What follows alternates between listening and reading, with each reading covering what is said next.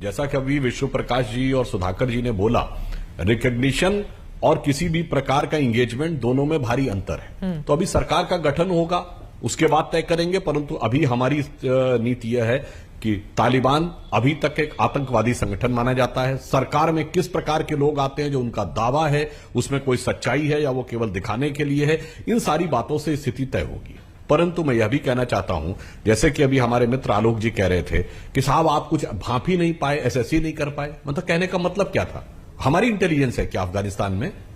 क्या आप ये कहना चाहते हैं? यदि नहीं है तो नाटो की और अमेरिका की इंटेलिजेंस पर ही के ही इनपुट के आधार पर तय करेंगे। और उनका ही असेसमेंट गलत निकल गया। उनको ये था कि जब वो काबुल छोड़ कर जाएंगे उसके बाद 20-25 दिन लगेंगे काबुल के फॉल में, मगर वो उनके जाने से पहले ही काबुल पूरी तरीके से तालिबान के कब्जे में आ गया। तो एक स्थिति अलग हो गई। और यह बात बिल्कुल सही है कि चाइना जिस ढंग से वहां हस्तक्षेप करने का प्रयास कर रहा है, यह अपने आप में एक गंभीर चुनौती है। क्योंकि एक और बात आप समझिए कि इधर ईरान से अमेरिका के संबंध अच्छे नहीं है।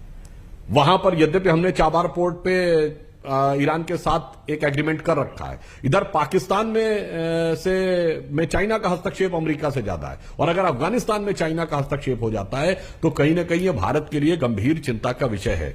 परंतु समस्या क्या है कि इन गंभीर स्ट्रेटेजिक इश्यूज पर भी गंभीर राजनीति की बजाय केवल जब क्षुद्र राजनीति होती है तो समस्या होती है। जैसे भी आलोक जी ने कांधार की बात कर दी, जैसे इस बार ऑल पार्टी मीटिंग हुई है, क्या कांधार हाईजैकिंग के डिसीजन से पहले ऑल पार्टी मीटिंग नहीं हुई थी क्या?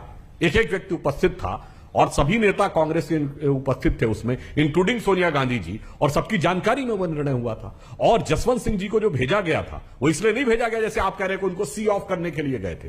क्योंकि जो आज स्थिति है, तालिबान से हमारा कोई संवाद नहीं था, हम उसको रिकॉग्नाइज नहीं करते थे। अगर वहां पे जाने के बाद वो लोग अपनी मांग बदल देते तो अधिकारी लोग थोड़ी निर्णय ले सकते थे। ठीक है। तो ये था कि एक सीनियर व्यक्ति सरकार का रहे जो तत्काल वहां पे निर्णय ले सके कि हमें क्या करना है, आगे की प्रक्रिया क्या करनी है। इतने गंभीर विषयों के ऊपर जब इस प्रकार की राजनीति होती है तो यह दुखद